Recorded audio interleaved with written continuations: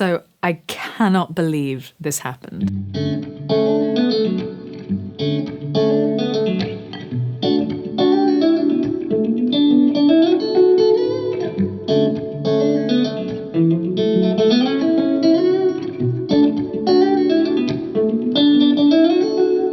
Why, good morning. I am about to head downstairs to head uptown to visit somewhere I'd never thought I'd actually go to see a collection of guitars, and that is Christie's, because one of my favourite musicians is auctioning off his collection. So, let's go.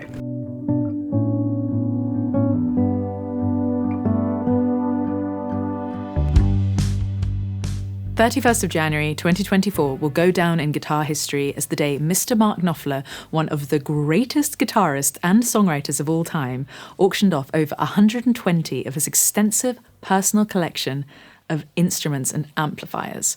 This collection represents a lifetime's passion for the guitar, of staring in awe at guitar shop windows, as well as a chance to own the tools of a master craftsman, the genius creator of some of the best music of the last 4 decades. Look, what the, look, oh my God. Working with Christie's auction house in London, the guitar collection was exhibited in New York and London before the auction itself, where tens of thousands of bidders from 61 countries battled it out to own a piece of history, spending a total of just over £8,840,000, with £2.7 million of that going to Mark's chosen charities.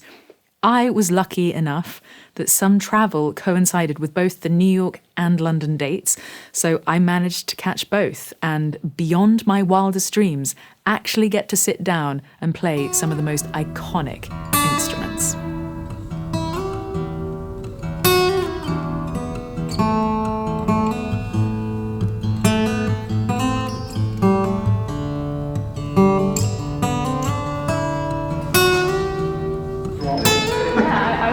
Can I have this one?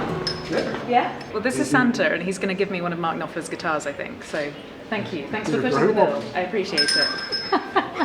It all started with the red Strat. Hank Marvin of the Shadows was the young Mark Knopfler's idol. He was so obsessed with Strats that he used to smell the Fender catalogue. I completely understand. A real Strat was out of the question, but Knopfler's father bought him a Hofner V2, red with 2 pickups. It cost £50. He didn't have the courage to ask for an amp as well, so plugged into the family radio. It wasn't long before he blew it up. It was not having an amp that led to him developing his intricate fingerstyle technique. You will see next to the guitars that there is a price, a rather reasonable price for what these instruments are. And I was just talking to the team at Christie's, and they said how that is where they started, as though Mark Knopfler had never ever played these guitars. So what would these guitars be worth if they weren't associated with Knopfler? I could definitely pick up one of the Martins over there, but in reality, these are going to be in the hundreds of thousands. Asked if he might spend some of his winnings on new guitars, he said, "I guess I'm not impervious to temptation. It's quite possible I can have my head turned. In other words, what have I learned? Not a lot." Who can relate to that? Entirely self-taught, Mark Knopfler has described himself as a guitar teacher's nightmare. Lacking an amp, he learned to fingerpick by borrowing friends' acoustic guitars to learn and perform folk songs. As he learned more about the blues, he began to form his own style. I think doing everything wrong, being a guitar teacher's nightmare, has advantages.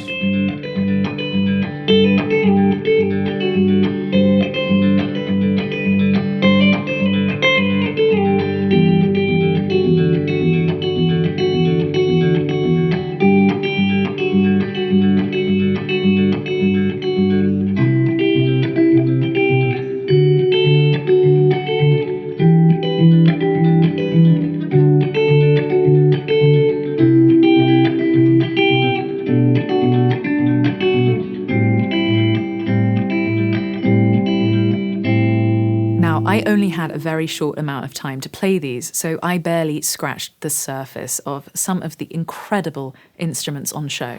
I am excited to be here in London, outside Christie's, because tomorrow it is the actual auction So I do get a second chance at a preview, and I get to play Mark's guitars again.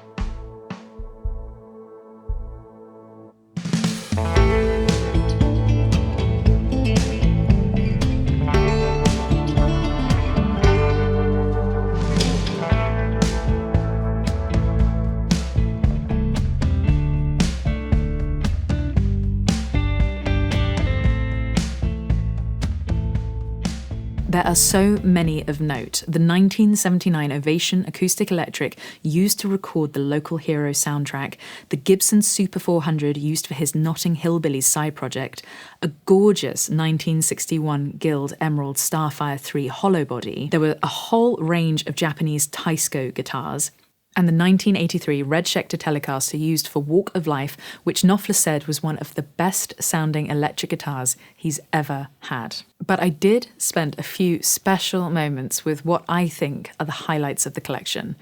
Let's get into it.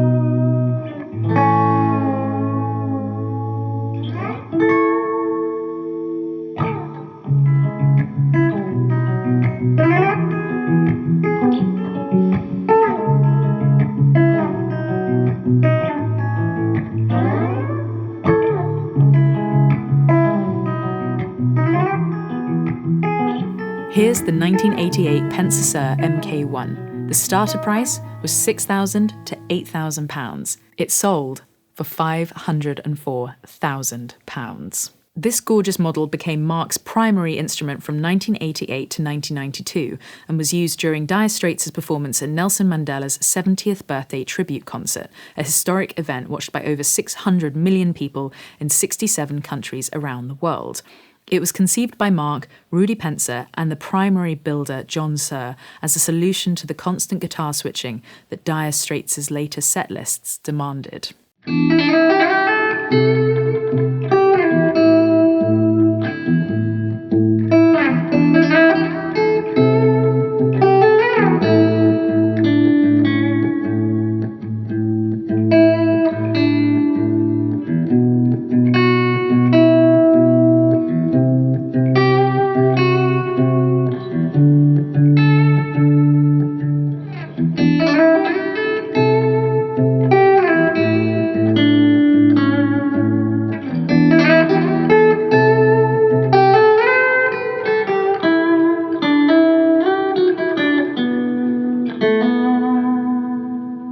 As it happened, John Suhr had already been working on his own custom dream guitar with a carved top made from maple, but with just a few weeks until the Mandela tribute concert, he had to give up his baby and repurpose it for Mark's MK-1. They added a maple neck with a 22-fret fingerboard. The arch top would be sprayed with a tinted clear lacquer to really bring out the maple. Gold-plated hardware. It was fitted with EMG active single coil pickups at the neck and middle position and an EMG 85 humbucking pickup at the bridge, as well as an SPC boost on a push-pull pot. Suhr modified the 5-way switch to tone down the humbucker so the bridge pickup didn't overpower the middle position single coil. A double-locking Floyd Rose tremolo bridge was added for stability. Knopfler had less than a week's rehearsals to get to know his new friend before the historic headline performance. The band were joined by special guest rhythm guitarist Eric Clapton, with Knopfler returning the favour by joining him on a number of dates on his 25th anniversary tour. The MK-1 was featured on Dire Straits' final album, On Every Street, and their 15-month tour in support of the album, after which the band dissolved, calling time on an incredible career. Mark has described this guitar as pretty much the love of his life.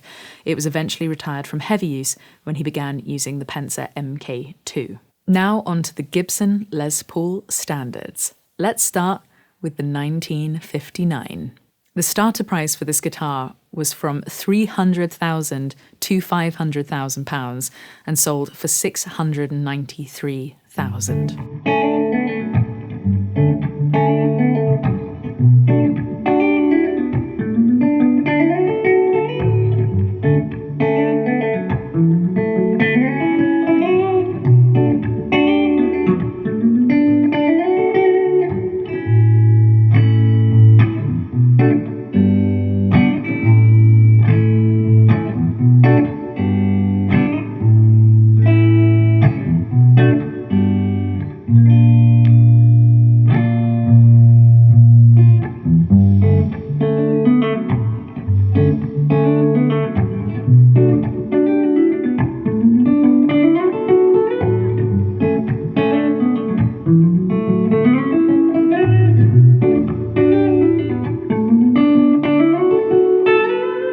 It was used on the Sailing to Philadelphia album and tour, Kill to Get Crimson album, and Get Lucky album.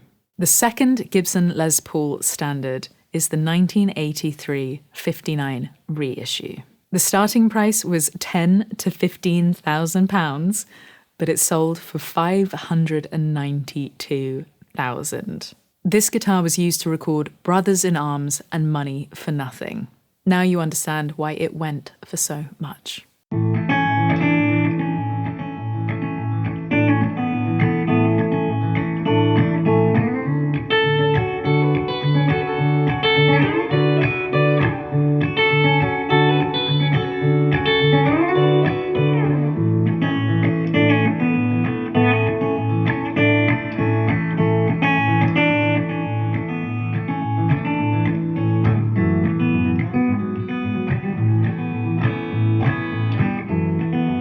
Mark Knopfler has owned several Les Pauls to date, a 59 reissue from 1983, a birthday gift from the Gibson Custom Shop with 12849 serial number to match his birthday, a 1958 that remains in his personal collection, and a 1959 formerly owned by the veteran sideman Bobby Tench.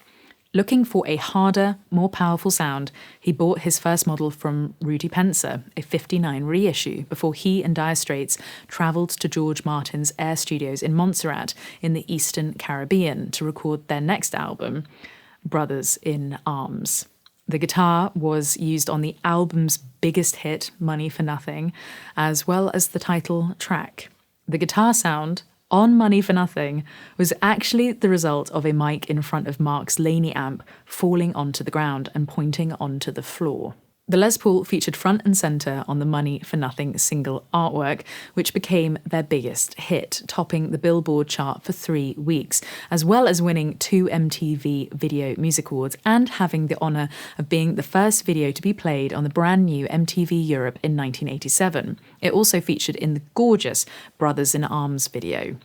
The guitar was played in front of close to 1 billion-strong audience for Live Aid, eventually phased out in favour of the 59 Les Paul. This guitar has one of the most storied histories of any instrument in modern times. It's arguably his second most associated instrument, the first being the Fender Stratocaster.